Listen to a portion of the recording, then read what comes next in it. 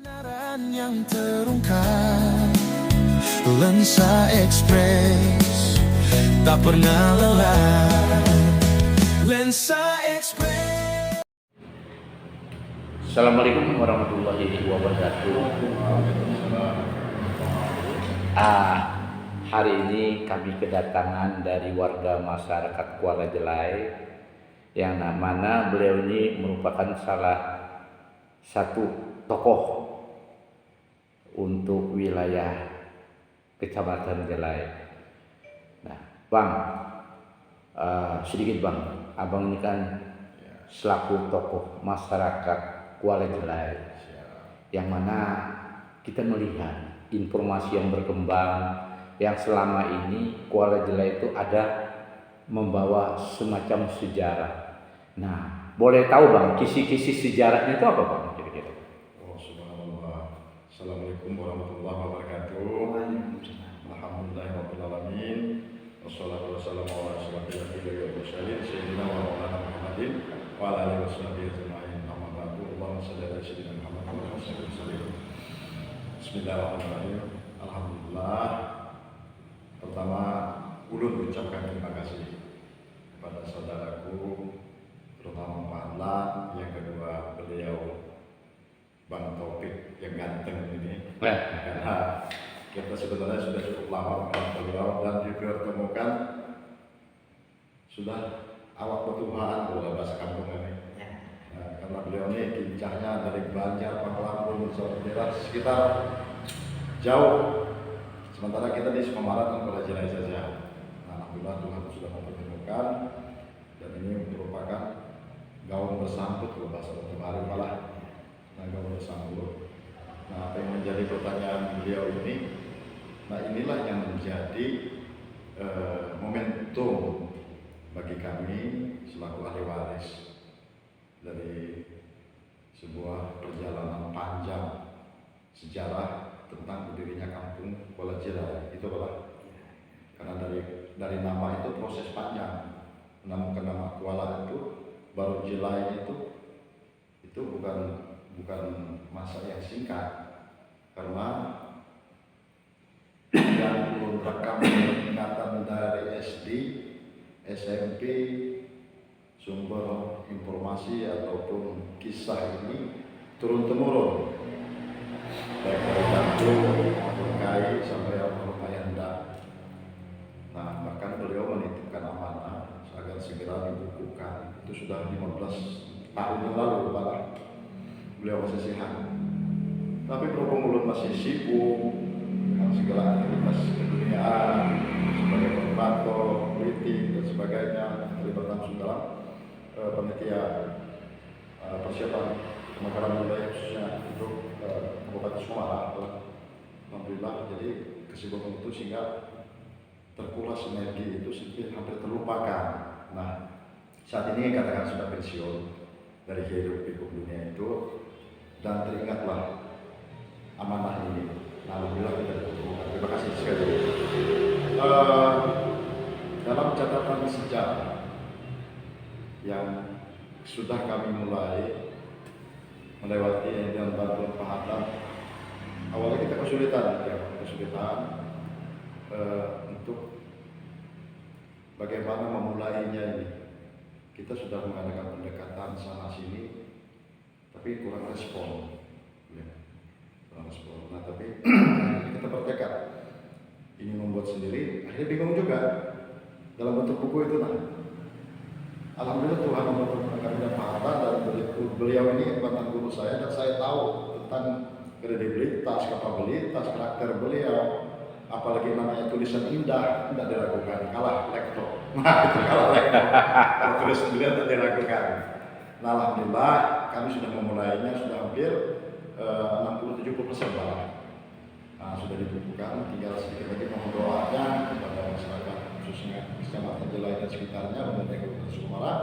Pada waktunya insya Allah buku ini akan kami launching, sekaligus akan mengadakan haul akbar terhadap beliau almarhum Kai Datuk Moya di kampung kami Kuala Jelai khususnya. Jadi perjalanan beliau itu dari Banjar, Banjar pada waktu waktu masih zaman kerajaan, sekitaran 1743 ya berapa lah, ya sekitar 1743. Cuman sebelumnya beliau itu termasuk tokoh penting dalam kerajaan Banjar. Itu yang kisah turun-temurun yang kami rekam itu. Tokoh penting, termasuk panglima perang masuk juga setelah dalam keadaan terakhir sebagai mufti, dan tersambungan malah di Facebook, di Google. Ada. Jadi benang merahnya itu ada. Mufti, dan terakhir beliau itu ditugaskan sebagai penarik pajak, peti ya, hari lebaran. Nah, setelah itu beliau mendapat perintah khusus dari raja untuk berlayar ke daerah barat, dengan membawa beberapa prajurit, membawa semacam titah misi rahasia, untuk pengembangan mungkin kerajaan pada waktu itu. Sampailah beliau berlayar ke Muara Jelai. Dia tidak bertahan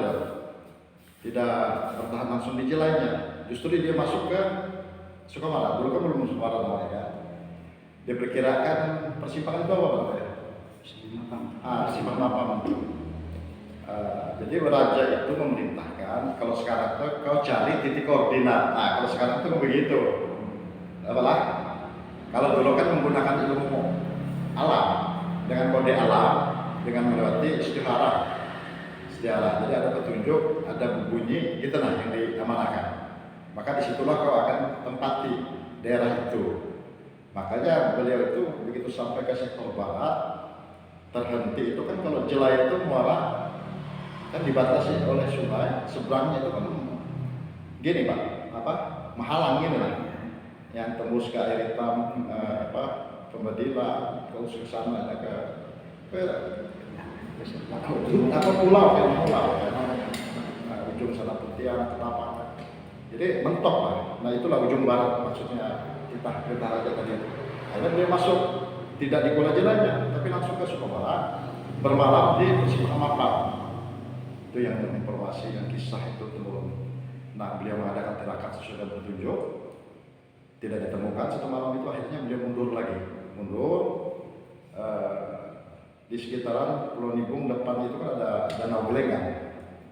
Nah, Danau Gelengan, di situ beliau mengadakan tirakat yang satu malam, dan alhamdulillah nihil, petunjuk itu nihil, yang dititahkan tadi, yang dikodekan bahasa tadi, ibarat titik koordinat tadi. Nah, terakhir beliau mundur lagi ke Muara. Muara itu di sekitaran masjid beliau. Sekarang ini Nurul Iman. Nah, di lautnya itu. Pantai pada waktu itu kan, kalau menurut keterangan kan luas banget lautnya, pantai itu, hamparan pantai itu. Jadi di situ kayak padang, daratannya itu kayak padang luas.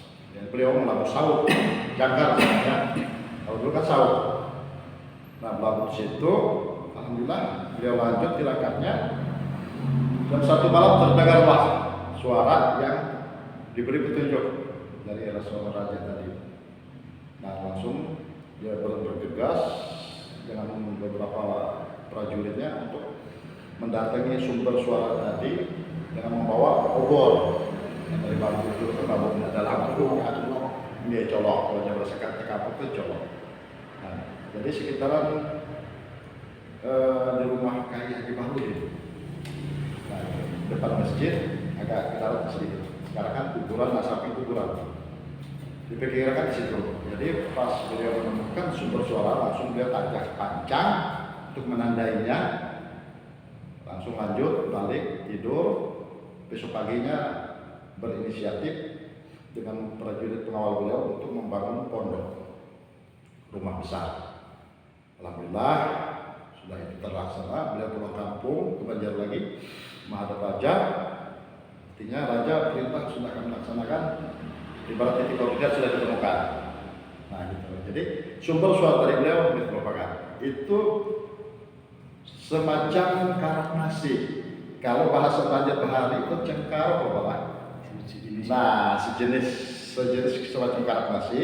Tapi zaman itu bahasa Banjar itu Cengkarong. Makanya versi Cengkarong itu ada di dalam buku. Nanti akan ditulis oleh Pak Adlan itu. Sudah kami bukukan untuk lebih jelasnya. Nah itu semacam karakterasi, tapi bahasa Banjar itu Cengkarong. Nah itulah yang katanya kata sekarang itu titik koordinat itu malah. Nah sekarang kan canggih ya. Kalau dulu kan menggunakan kekuatan alam dan kebatinan gitu. Oke. Nah itu akhirnya sampai ke Banjar, Raja perintah dilaksanakan, sudah dilaksanakan, titik sudah ditemukan, kode ini dia. Akhirnya alhamdulillah di beberapa waktu dapat perintah kembali agar segera membawa anak dan keluarganya. Jadi yang pertama dibawa itu adalah tiga anaknya. Pertama beliau moyang kami itu Haji Ahmad Musasi bin Buntul, orang Dayak asli itu. Waktu zaman itu kan belum Islam.